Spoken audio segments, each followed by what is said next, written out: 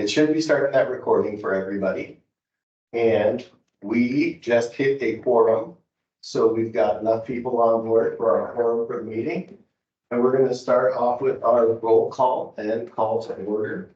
And so if you want, I can go through that to help lead off everything. Yeah.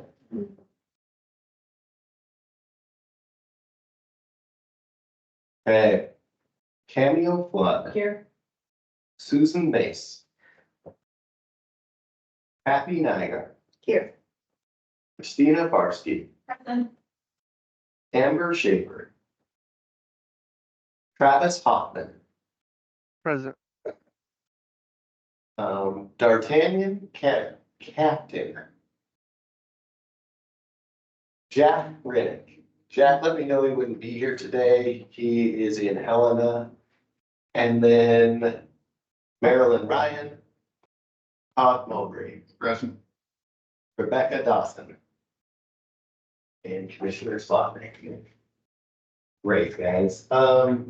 Next, the approval of the agenda. I've got some printed agendas available, and Travis, you should have gotten that email with the update. We don't have a ton to hit this meeting. Can we get a motion on the agenda? Don't move. Second. Fantastic. I love this, meeting minutes. We've got recorded minutes, so there's never any edits to them, but I'd love to still have a motion on the minutes. Don't move. Accept the minutes. Oh, the agenda. I can second. Perfect. Should we probably have a vote? Sure. All in favor of approving the minutes from the last meeting that are recorded and posted? Aye. All opposed? Abstentions? Yeah, it's 2 minutes and 9 seconds if you want to put that on your. Love it. All right, I will hand it over to you for the rest of it, Christina. That's my admin role here. And then I'll catch up and do a little bit with the election agenda or the election administrator update. Excellent. All right, so at 2:30, we are going to move to public comment for items not included on the agenda.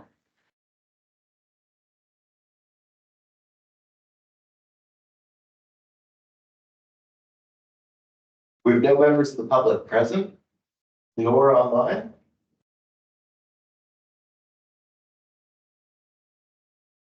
All right, so then let's move into our first item of business at 2 minutes and 59 seconds, which is election of officers. So it's that time of year again, it's election season, as you know. Elections and elections. That's right, elections and elections with double overlapping elections for you this time. Very exciting. So this is the time where we need to elect our chair, our vice chair. There's only 2 rules, right? Yes. So for our chair and our vice chair, currently the chair is Christina Barsky and our vice chair is Travis Hoffman. Are either of them willing to continue? I need to take a step away from this role for the next term. So unfortunately, I would love to stay in it, but I need to take a step back. So we'll be vacated here. Ooh. Ooh. Sorry. I still feel able to be involved. I'm still involved in everything. I just need to take a step back. How about you, Travis? I don't feel like I'm qualified for the chair position.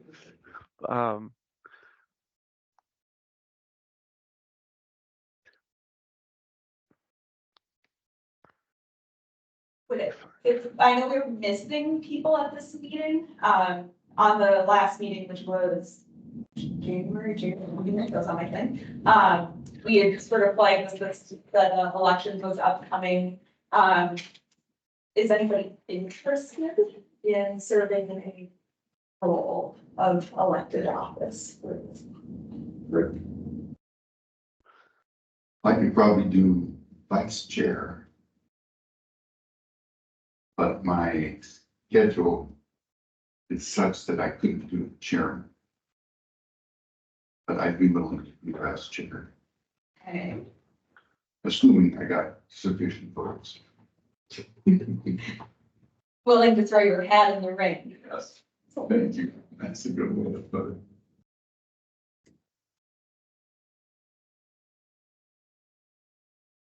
So, Maybe if we didn't tell people that there were elections, more would show up.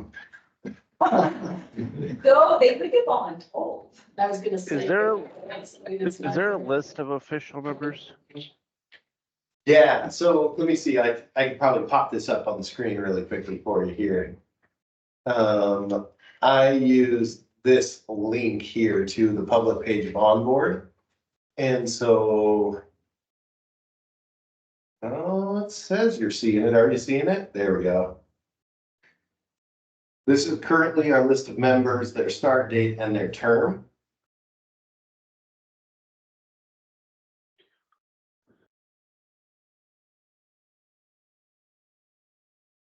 And so our only current vacancy is the alternate position for the Republican Central Committee member.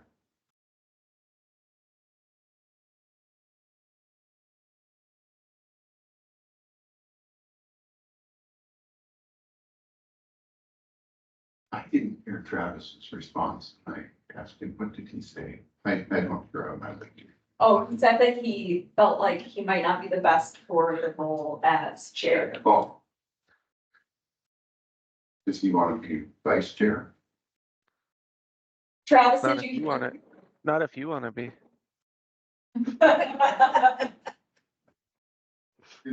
Great. Would Catherine be interested?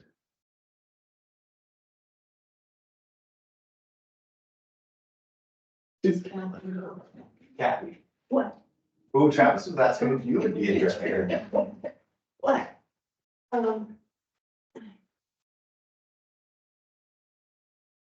long a term is it?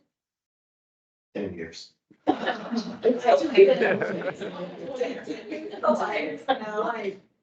There's a good behavior.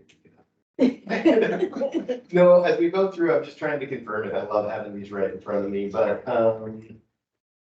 the chair is yearly, isn't it? So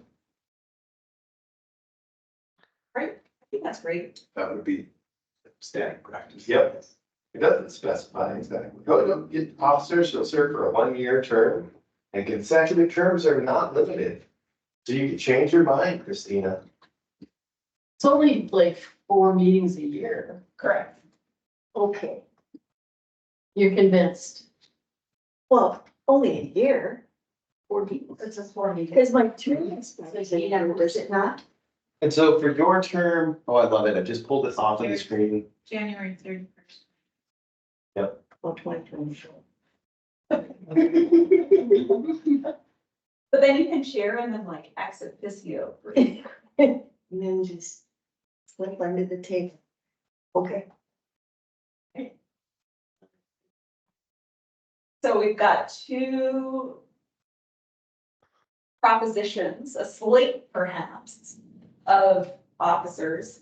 Kathy and Todd being interested, Kathy for chair and Todd for vice chair.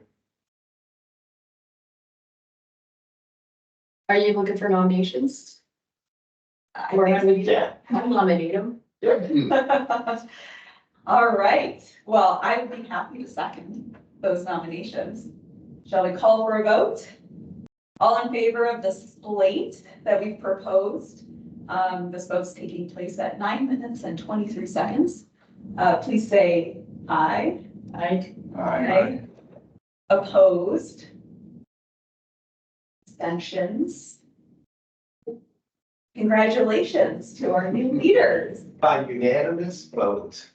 That happens all the time in elections, just so you know. Great, you guys, I'll work really closely with you to help make sure we're up I will to help. state's not moving or anything. You're available for the. Yes. I'm back on the committee. Right here. Yes, so I'm here to support the. Bradley and I have already talked about this, where we shared that, though he might want to get rid of me. Yeah. All right. Can I just jump in? 'Cause I just wanted to pass a small little bit of info. We had this conversation, was about a month ago, around this board really taking up the mantle of engagement, acknowledging that in this historic moment, there's a lot of confusion and suspicion around elections. And it would be a great help to us at the county if you guys helped with getting the word out on how elections work, answering people's questions, and taking what Bradley has really started as, we are so transparent, we want to share information, and kind of turning that dial up, looking towards regular speaking engagements, meeting groups that already exist and passing the word on how elections work. Doors open, answer all questions. It would be of great help. We'd like to hand that off to you guys as a charge. There you go. That's our message. Excited for you to help. I've volunteered for that in the past, but I've never gotten an invitation. So I have forced myself on many groups. Reach out to the Kiwanis or the Rotary or faith-based groups. We have a lot of recreation groups, and everybody is interested in elections. And all these groups meet on a monthly basis. Say, we want to come and talk to you about how elections work. And I promise if you reached out to any of the groups I just mentioned, they would think, whoa, really? You come talk to us? And they would put you on the agenda. And if you need help with this, we can offer up some admin help from our office. This is something that's, if you guys accept this challenge, we can provide that assistance. In your former life as in communications, do you have a list of those groups with contacts by chance? I kind of feel like the Mission Impossible theme song should have been playing during that show. We all that's readily available. Okay. And there may be other groups too that you just have in your own personal. The like those Montana BMW rifle group. Absolutely. Any group that exists. Yeah, any group. There aren't groups oriented around elections other than this one. Any group. True. I was thinking book clubs, so. Book clubs are fantastic. That's a super good way to go. That's a really good way. Just recently at the Nazi where their book club, they do a book club of books that have been turned into movies. Yeah, of course they do. And it was completely full. And so we've been trying to partner with Mike on a few different outreach items, but this would be a great opportunity to take something like. All the president's men. Yeah, or a Manchurian candidate, and you do that, and then have that in the book club. Once you guys started on this, you will quickly have filled up 12 months, get one a month. Like, whoa, there's more that we could even do. And we can really help with this. We've got some good presentations, some good information, and one of the best things that we have is we now have Sarah from our communications department who can help me get out of the weeds a little bit. And so we can really make this something that is easily approachable, something that's pretty clear and straightforward, that doesn't need to be a 45-minute presentation with words like ballot reconciliation. You know, it's a lot. And so we can build in, we can come up with some great opportunities to present information on elections that is approachable, easy, and then we do a really good job of also incorporating in NCAP, and we can record these series. So you'll see on our website a presentation area. We do a lot of great discussions on it. You guys all got that Microsoft Forms, and we will fill that out. So we have low-hanging fruit. Community councils at the county. We've been to multiple community council meetings over the last years. City neighborhood councils. You just filled a year, right? And like, Yeah. And then all the service groups, faith groups, everybody. and then, gosh, we go to the Sunrise Rotarians at least twice a year, you know, like there's other things, but what we want to do is incorporate EAC members. This is a great opportunity to really feel comfortable with the nuts and bolts of elections, really make this something that is easily approachable and help present that out. So it would be Todd and I go to the BMW riders. I'll cruising on my best, but don't you worry. We see you over there. Yeah. And then we can go and we can present and we can make this a small portion. We don't need to make this the guest speaker, the Sunrise Rotarians, as Bradley Seaman, and we'll fill a 45-minute presentation. I would lean more on that. We can do that too. I think it should be 45 minutes and Well, questions. with questions Yeah. and having you there or Sarah there or someone else in this office is super important. But I really agree with what you said and leaning on this group.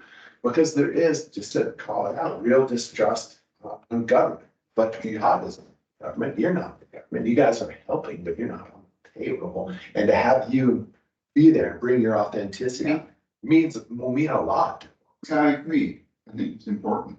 Yeah, and I would say use the time, half an hour and 15 minutes for questions, and you should get a lot of questions. Oh, you love the questions.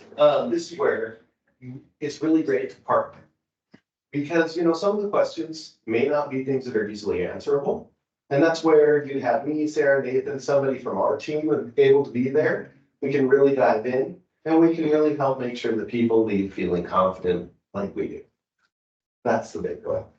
Well, thanks for mulling this over. You can say no, but this is what we're really hoping for. No, we can't say. So, It's only everyone's time.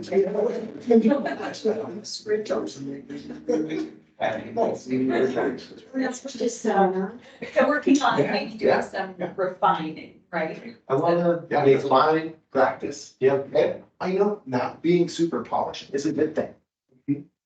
Be authentic and real. If this feels slick, it isn't so believable. So, yeah, it's gotta be real. And I think making it approachable. That's one of the big things that I'm really working on this year is, I know Nathan and I live and breathe in Montana Code Annotated Title 13. It's fine to. And, we were just going through and I was like, boy, in this mailer, it says, would you like to be an eligible elector for the polling place? And they're like, can we just make that say a voter? And try and make it very approachable. Well, thanks a lot. Thank you. Thanks for all of what you do, for volunteering, for being here. It's a big deal. Thanks. you. See you guys.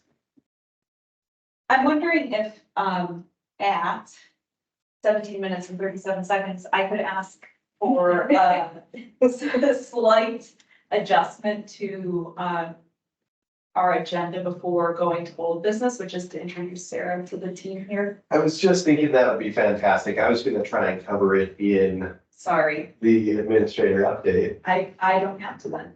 No, that's perfect, because I think this is the best time to do it. Okay. Because we have hired a second deputy elections administrator. And this is our opportunity. We have, I think we were looking at it and as crunching numbers, I think we grew by about 20,000 voters before we added one staff person to our elections team. So this is a really excellent opportunity, and Sarah comes to us by way of, I first met Sarah when we were going through our special district elections in 2016. And we both had a binder with sticky notes and handwritten scribbled notes. And we were comparing to see how close were these two binders. So she was working with the Board of County Commissioners. She was helping answer emails, helping schedule special districts, helping coordinate and wrangle this huge project. When I pulled up our onboard and I got on the screen for those of you online and what I was using to help track all of this, that was a project that Sarah had spearheaded to take those sticky notes, those binder pages, and put them into something that was easy to track, easy to plug in, and help make it accessible. This is the public page. I don't know why it doesn't show up there, but it lists each seat, each term, it shows our vacancies, and there's one for every single board, special district, and not just elected ones. There are multiple other boards that are appointed. As we go through this, Sarah and I got to continue working. She went to our communications department. And I would write up this great letter, and it would be about 2 pages long explaining the upcoming post-election audit process. And she would make it bleed, as we like to refer to it, track changes, and it would just be read. And she did a great job of helping us get our message out, not just for the elections department, but for the whole county. She since has transitioned over to grants, which gives her a fantastic budgeting, the knowledge of our budget software, our payment software, and is excited to be a part of this team here with elections, and we are very excited to have her too. Thank you, Bradley. It's very nice. Yeah, it's a really good move. You're fully election. 100% elections, yes. Yeah. And right now, we're really just building in as we are in the thick of it. As you know, Christina's really been mentioning our overlapping election cycle, the number of deadlines that we have to hit.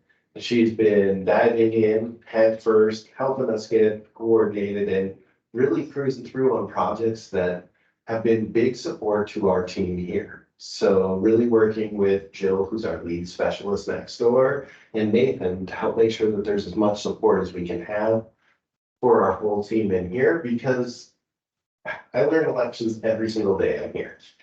I'll never stop learning new things. There's so much to learn, and it's a great opportunity to come in, coordinate, and get thrown around. Thank you. Excited to have you. Thank you. I'm excited to be here as well. It's an honor. I have a lot to learn, but been with the county for 8 years total, so hopefully that will provide some good foundation for jumping into elections. Of course. Yeah. Thanks for entertaining my request. I just thought it would be helpful to welcome Sarah for folks that don't know her and introduce her to the team. So at 21 minutes and 52 seconds, we're going to move into old business. The first item under old business that we have is bylaw updates. So let me share my packet with you here. This is a continuation of a couple. Oh, there we go. This is a continuation of some discussions we had earlier. Sarah did a great job of helping us get everything together. And during the last meeting, we voted on an update to the student member, which would alter the student member's term and have that student member, you can see those all reflected on page 4. It would update that term and make sure that that is reflected to start in September. I wanted to jump into this a little bit because having somebody who has served with the Board of County Commissioners and on the communications department, we had a slight recommendation I wanted to run by all of you. And it's not a Substantive. Thank you. It's not a substantive change, but we wanted to clean up the language around the underlined red language. It says the student member's term expires on August 31st and new terms for student members begin on September 1st. The way that language reads at first may make people think that there's more than one student member. So to update that, it was recommended that we say the student member's term expires on August 31st and begin on September 1st. Is there any, I guess we probably need to vote on this. Yep, so is there any discussion around the recommendation to simply make some grammatical changes that are not changing the substance of this? Discussion is starting at 24 minutes. Objection. Sounds good to me. Yeah. When does fall term begin? August 20. So someone would have had opportunity to be enrolled for a couple of weeks. Yeah. Orientation, I think, begins like the 19th, something like that. Our assumption is probably a second year student more likely than a first year because they'll be getting so much stuff. But yes, they will be here. They will be here and would have been here and moved in and all Yes. that kind of stuff. Travis, do you have any concerns or points for discussion on this item? No, not really. Just wanting to check in. Sometimes I feel like when you're online, you're like, I'm here. Is there a motion to accept the changes as Bradley has outlined, where we just do a little bit of cleaning up the grammar? So we clarify that the student member's term expires on August 31st and begins on September 1st. I'll move it. Second. Second, all right, all in favor, voting at 25 minutes and 29 seconds, please say aye. Aye. Opposed? Abstentions? Thank you very much. Okay. Sorry, because I was like, where are we? No, we're good. So the other one is our, 25 minutes and 50 seconds. thank you. The other bylaw change that we are referencing is about the removal of the partisan position and transferring those to at-large positions. That's reflected on pages 2 and 3. And what it would do is it would simply move the partisan positions into an at-large position.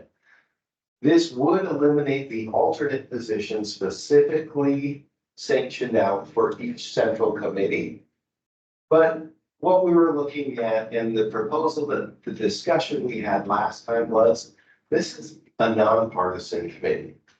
This is an opportunity for people to help encourage participation in elections, and it doesn't necessarily need partisan positions associated. Working with the information that Rebecca had emailed and that Cameo has discussed during the last one, we put together during the last EAC meeting, we put together this as the update, and I really worked with Rebecca before sending it out to the entire team to make sure it was reflecting what she was looking at. So removing Republican Party member nominated by the Republican Central Committee and Democratic Party member nominated by the Central Committee. Removing the section about how the vacancies, and if they're not provided, the commission has the right to make an appointment. And then updating the alternate section. So as we updated this alternate section, we ran into a couple of different things. So we wanted to remove those two different alternates. And then as we went through with this, Sarah Bell, who's so great with these bylaws, also stated that at the very beginning, under section 1, reads that the election advisory committee will consist of up to 9 voting members and alternate positions for each member. If you read that, that sounds like 9 alternates. And I think that we could update that to say it will consist of 9 voting members and an alternate position. Clarification, do you want to say one at-large alternate member? So it specifies what position they're alternate for? Or just Everybody's at large. well, but the student member and ADM member are specifically called out, so does it matter how this alternate position? Could they serve for the student member? Could they also serve for the ADA member since they may not have those special qualifications? I think it should say at large. I'm just gonna throw out that I'm not sure we need an alternate with a board meeting. That's a good A point, 10% is just more than we need. Yeah.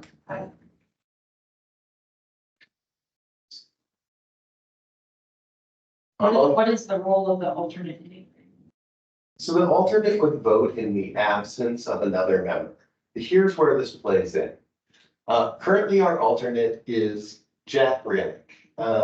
Jack joined us at the end of 23. He was present during the last EAC meeting.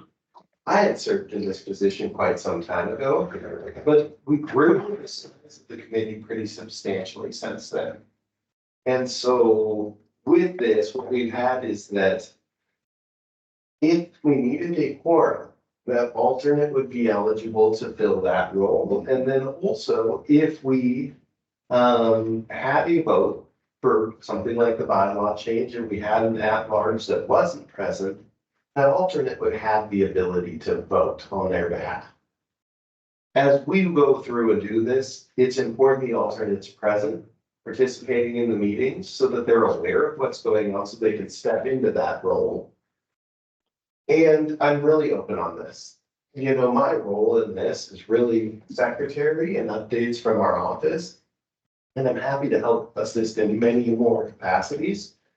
But if you all on the board feel that there's no longer a need for an alternate with 7 at-large positions, a student member and an ADA member, we can propose these bylaw changes to the commission. And noting that with this, we would propose them as 2 separate changes. One on the student member's term from the last meeting where we had voted, and one on the change from the central committee members to at-large positions. And then we could present this, Kathy, as the new chair, I would invite you to come to that meeting, and anybody else who's interested, we'd let you know when we were presenting it to the Board of County Commissioners.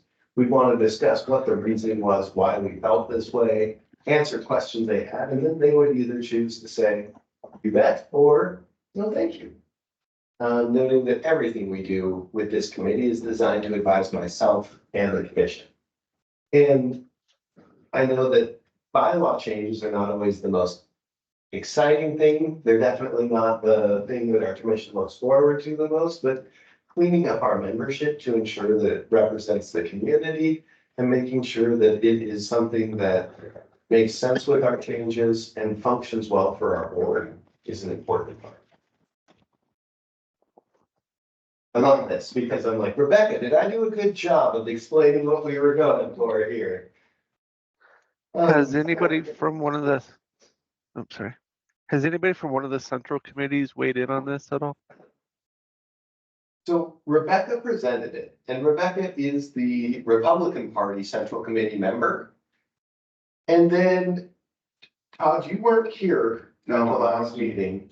So, to my knowledge, nobody from the central committee has mentioned it to me. Mhm. I mean, nobody from the central committee has mentioned it to me, so to my knowledge, they may not know about it.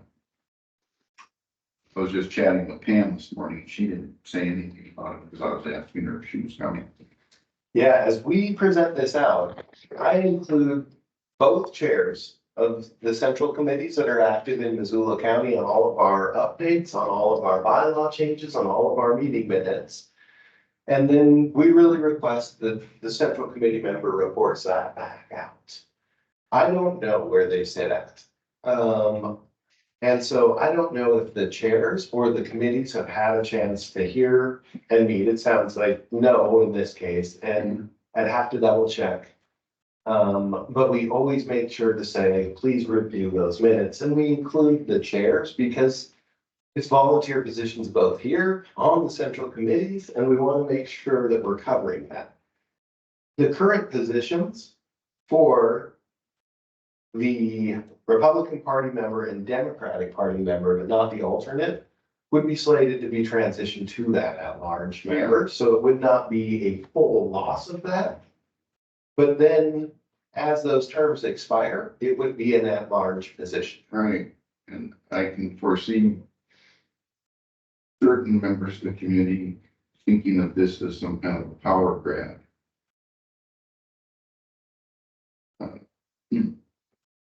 So, at the last meeting, this came up about whether the central committees knew about it, and you said you were gonna contact them.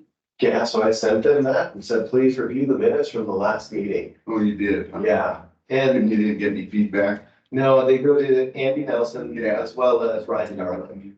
Okay. And so they're included on each of them. I made sure to say, please watch this. We were discussing bylaws. We've done the bylaws. We said, here are the meeting minutes again. Well, and they can always, I mean, both central committees can, you alert them when there's a vacancy? I mean, if you don't, you could, and they can submit someone as an at-large to the commissioners. Oh, absolutely. And I wouldn't plan on changing that outreach. For me, I've used our EAC meetings as an excellent opportunity to provide that information to both central committees as well as EAC members. And since they're recorded and posted online to the public at the same time. So that way I can say, I would still continue to include the central committee chair and say, this is the next meeting time, location, link for that meeting, and the same opportunity to participate. Noting that, for many years, we would have central committee members come to the meetings. Yeah. Even chair people Yeah. And so advise their son on how to vote. as we went through and did this, it's the same amount of opportunity, and I wouldn't plan on backing that back. This is something that came from the committee. And for my role, I'm just trying to help make sure we get it through. I feel a little bit like I had missed it during the last meeting because those emails had brought it up, discussed it, and we could have included it as an item to vote on, but we were able to come up with what this looks like, work with Rebecca to make sure it was reflecting her recommendation and discuss, because the questions were, so what do we do with the alternates? Do we roll those to at-large alternates? Do we need 9 members and 3 alternates? I kind of don't think we do. Rules about how many are supposed to. No, this is a this is a very special sort, not too many groups in Montana have advisory committees. This is something that's reminiscent from Vicky's hire. She had an advisory committee, and then this took a little bit different shape when Rebecca Connors was appointed. That's when I became involved, as we transitioned from an elected administrator to an appointed. And then there was quite a bit of review about advising, not supervising. As in, the committee was not, Rebecca was not reporting to the committee. But this gave an opportunity, and when I was that alternate, I came as a member of the public beforehand just to hear and to gain more information. And then accepted the alternate position. And then when I was hired with the county, I resigned that position because I didn't feel like it would be like Sarah being our alternate. I think also last time, Jane, we discussed how if things were separated by parties, wouldn't we have to include libertarian, First Party, or things like that, that were, let's just be. Remember at one point. Yeah, we've reached out. I've never gotten the central committee to join. Sorry, Travis, I'm stepping on your toes. No. Go ahead. I was just gonna say the same thing. We have tried to include other central committees. They just haven't been organized enough to keep a position, I think. And originally, this advisory committee was an attempt by the commissioners to allay some of the objections that both central committees had to the shift. They said, well, the public should have input on who the election administrator is. So, well, okay, we'll have a committee. That's been long in the past. Now, I'm not sure you need to have both parties explicitly involved. If they want to be involved, they can put people up for the at-large positions. So. And we would notice through the commission. Yeah. We would accept applications, and I would continue the same outreach. And so what that means is I would keep the central committees included on this because this is an opportunity to share information for everybody at the same time. When we hit the update, that's really what I'm hoping to knock out is these are the big points that we have. I know we wanted to go through bylaw updates in that update, and I do have a pretty hard stop in about 18 minutes, as I know a few others do as well. So with this in mind, I know that we brought this up, and I was hoping Commissioner Slotnick would be a part of this conversation because he and the other commissioners will be the ones asked to make that final decision based off of this recommendation. I can't tell you what elected officials will decide. I know better than to wade into the pool. So go forward, we can really discuss why we're making this decision. We can reference this section of our discussion here, our vote on it. And we can invite members to come for that discussion with the commissioners. When will you be presenting it to the commissioners? After If we the approve primary it. election. After the June 6th? Yep. Oh, okay. As I'm just trying to be really cautious for Yeah. all of our deadlines. So when would our next meeting be then? It's in July. July, okay. So, but at least for my, position, I would have a couple central committee meetings to go and bring it up and give the committee's, rationale for making the changes and what the, opportunities for the central committee to participate would be with all at large. Yep. And I'll turn them around fast, just like I did the last time for our meeting minutes. Because then it's posted, it's public, it's available online. So that, you know, if they want to dig, and central committees, members of the public, anybody wants to dig deep into this discussion, it's all posted.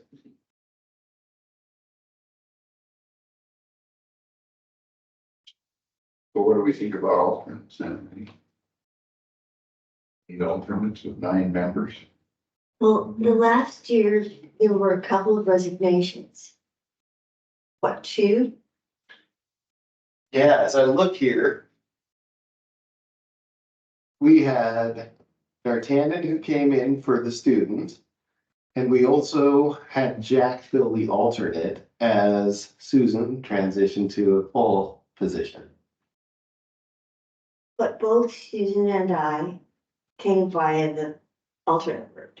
Yep. Is the Republican representative filled? One is the alternate position is currently vacant. And, you know, as we had this discussion in April, it is April, as we had this discussion in January, we didn't push it too hard because we didn't know where we would be going with this. And so they're aware. We noticed to both of them that they have the opportunity to appoint new positions or continue forward with the same members. And we have had a vacancy on the central committee since the end of the beginning of February last year. That's the alternate. And Maryland is our alternate. Exactly. When you did the presentations after our last meeting to the parties to the neighborhood, did this come up at all? No, we kept those very separate. And I'm trying to think of the time frame of when we did them. I don't know if we'd had this meeting yet, but we really wanted to focus on, it was the same night. Yeah. So if we did, We had a meeting and then we both left for the. for the central committees, no, we kept them very separate. We wanted to present on timeframes, list requirements or requests from central committees and focus on recruiting and training judges. So that outreach has been through email and. Yeah, I don't want to over-represent. It's simply the same emails that you all are on. But I feel like there's still some discussion around this item that maybe we aren't ready to vote on yet. I don't know if that's accurate. It seems like there's a lot of questions that are being asked. Something that I've been thinking since the last meeting that we don't need to discuss, but I just want to throw it out there is if you and your office have any feelings about making bylaw changes to the party composition prior to the November election, if that creates any unrest in your mind. Well, no, because it comes from the committee and it gets punted to the commission. I mean, just to ask me. Quite honestly, in this, I don't know where the commission will lay. I know our commission strongly supports access for everybody and making sure that there's a voice for everybody. None of that is precluded by making these changes necessarily. However,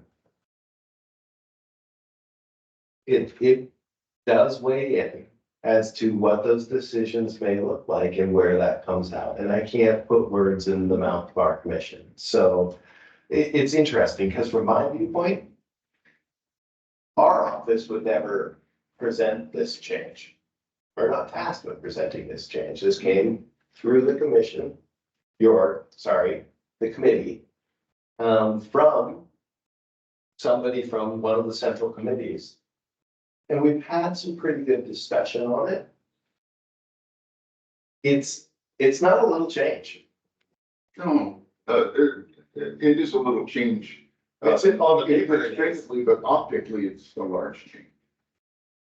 And Was Marilyn at the meeting in January? Carolyn Ryan, Yeah, I think she was, I I think so. think I called her to see if she could come. That's at my age, a long time.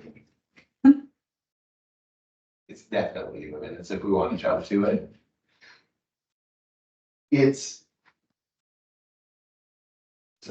Here's the thing. I don't want to continue to move things down. It felt really great in the January meeting when we presented a bylaw change, discussed the bylaw change, voted on bylaw change. Also noting, we're having a lot of robust discussion around this. And this is a pretty tight timeline for our office with the updates of. We're deep into ballot proofing, 376 different ballot styles. And so I'm ready to pivot to that, and that's what I have to hit at about 4 o'clock. We were discussing, Sarah, Nathan and I, should we cancel this EAC meeting so we can focus on the deadlines for the election? And when we were reviewing each of the different items, we wanted to make sure we had an opportunity to elect officers. The bylaw changes can be presented later. They can be voted on now. It's really about what you guys feel is best, noting that we are talking about a process where after we canvass this meeting, probably directly before our next EAC meeting is when we will present to the commission. Our election isn't closed out till late June. And then I'll probably collapse for a week of sleeping. And then schedule the first commission meeting, public meeting before our next EAC. I don't want to continue to kick the can down the road, but I also want to make sure we give it the. And if we don't vote on it this time, then we won't vote on it until July, till after your next commissioners meeting, right? We can schedule a commissioners meeting pretty easily. I just don't want to add it in the middle of the election process. Yeah, I vote we table this. I would like to. Or I move that we table it. I would like to talk to the central committee about it, and get their sense, since I am the representative for the central committee. Is tabling like the legislature tabling it, or are we just holding off for now? I love this because Robert's Rules of Order, I tried so hard and I missed a vote earlier. This can be as formal or as informal. If you want to say we want to discuss this more and then vote next meeting or whatever. Okay, as my last official order of business, we're gonna just keep it, the proposal is to keep this bullet point under old business to revisit at the July meeting. I hear you, Travis, not to you, like we're gonna leave it forever and it's off. No blast motion required. Yeah, that was my intention, exactly. Anybody want to go ahead? Well, last July, our meeting was canceled, so I didn't want to put it off till September. And I don't know if our July meeting was canceled just because it's summer. I don't think we had much to talk about. I don't know, do this. We'll have items to cover for the meeting and I can commit to our office being present.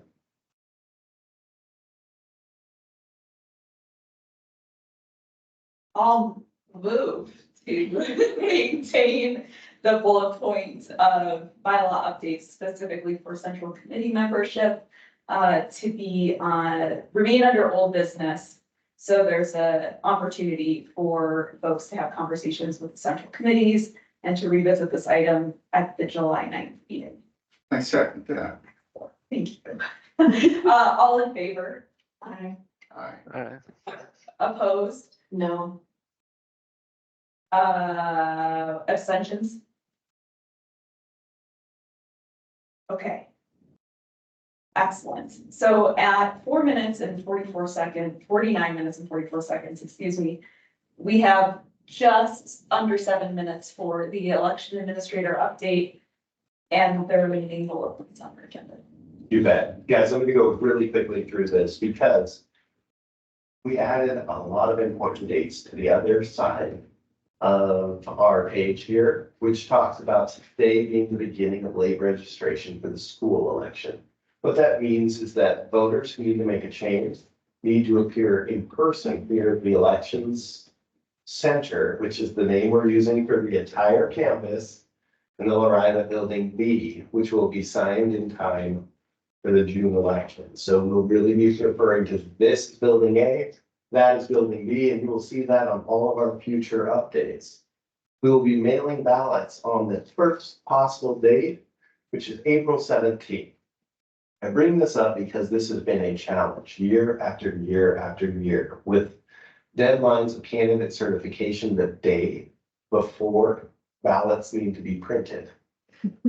The close of candidate filing the day after we start proofing. We really strive to provide as much access as we can. And this has been a challenge for every elections office across the state. A huge thank you to Nathan and Jill for going through and proofing, coming in over the weekend and working hard to get this done. We'll have our public test for this election on April 30th, and that will be in building B in the north side of the building. Because overlapping with our school election is the ballot preparation for the primary election. So where we would normally have our testing in the south side of that building, we're gonna put up stanchions and have it be very public for anybody to come and see.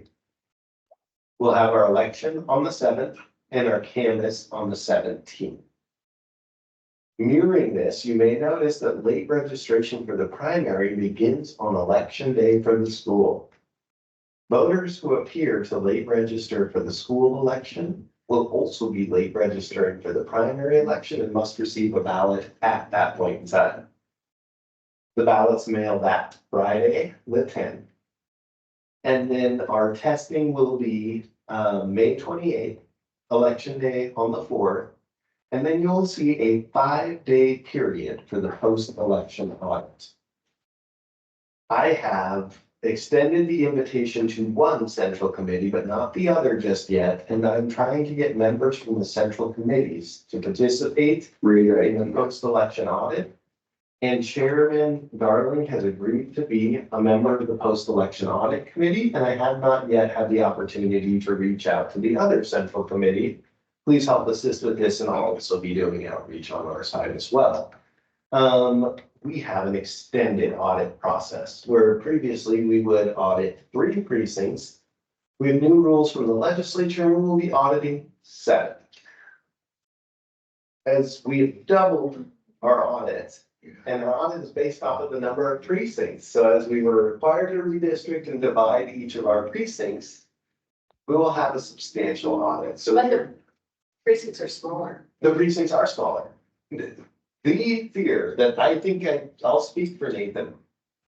Every time we watched them roll the dice for this, we were like, please don't make Hellgate 1960s. 8,000 voters, 4,000 ballots they count. Now all maximum size is just over 2,000. And so we're looking at numbers of ballots being much smaller for that process, but we still want to extend the number of people, the audit committee size, and make sure we have many invites. Then directly after our post-election audit will be our canvas. As we go through this, we will be holding all of our public tours. We got them established, I want to say it was Friday. All of the dates and times of our election tours. This includes ballot preparation. This includes equipment testing, signature verification, receiving ballots and reconciling ballots. This is the language that I try not to use. Scanning ballots into the voter database and comparing signatures, as well as making sure each ballot that we said we have accepted is accounted for.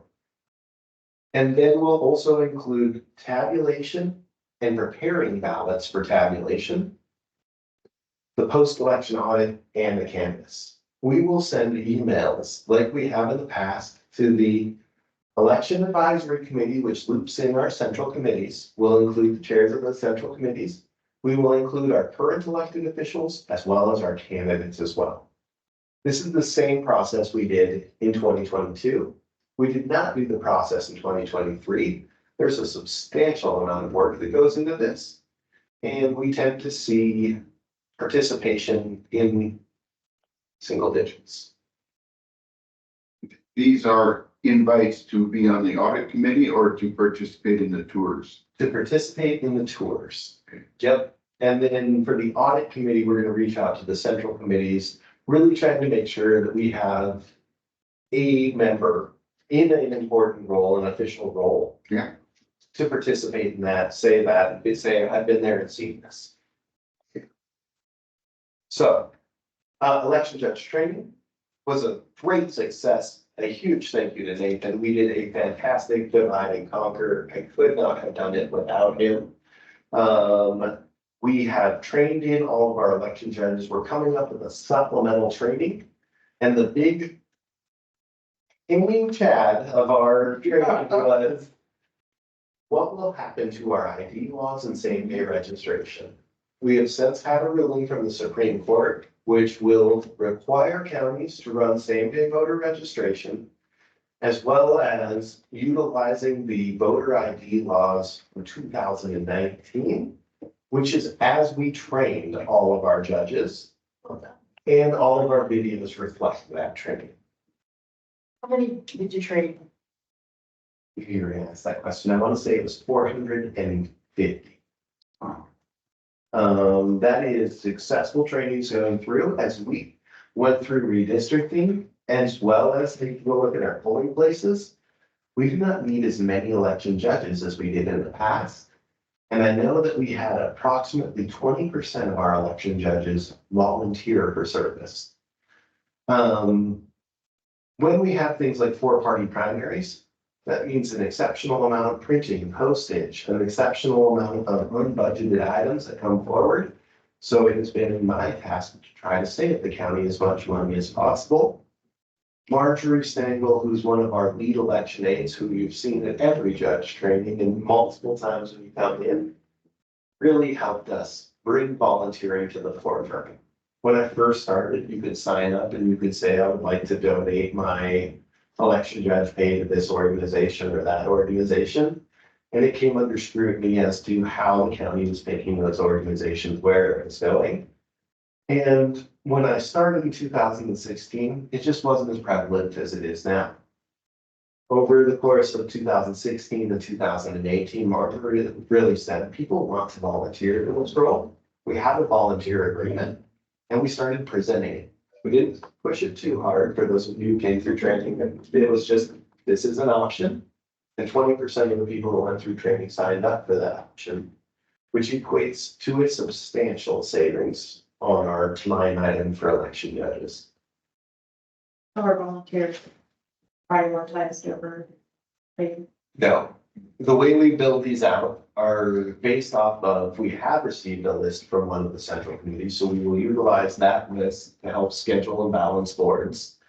Then we go with experienced judges and then a mixture of different judges. So we always want to make sure that there is that balance between who's experienced and who is new, and making sure that we have people who can train that next team to help serve in this capacity. So I don't look at that at all when we schedule a plug-in, but when we close out, I like to say volunteers also saved us $6,000 on election day. Okay, we're hitting just past 4 o'clock. That is the full update. When I close this out, you can send out these meeting minutes, which we will. I've got a commitment to send them out in a week. I will make sure to include all of those different dates so that you can see those tour dates, and please help me share that information. Even our strongest critics will be feeling more confident in the process once they see the process. Okay, Yeah, I'm Okay. done. I'm trying to keep us on. Yeah, thank you. Okay. At 59 minutes and 37 seconds, we'll move to any new business that's not on the agenda that members of the committee would like to bring.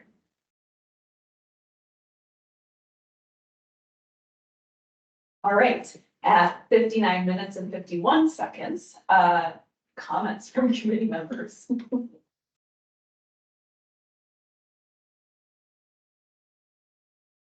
All right, at 1 hour and 3 seconds, our next meeting date is Tuesday, July 9th, 2024 at 3 p.m. And the last item that we have at 1 hour and 16 seconds is if somebody would like to move to adjourn this. Meeting. I'll move to adjourn. All right, is there a second?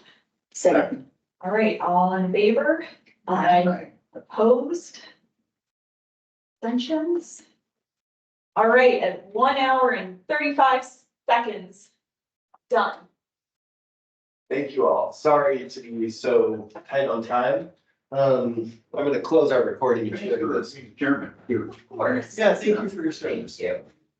It's been my honor to be able to serve in this role.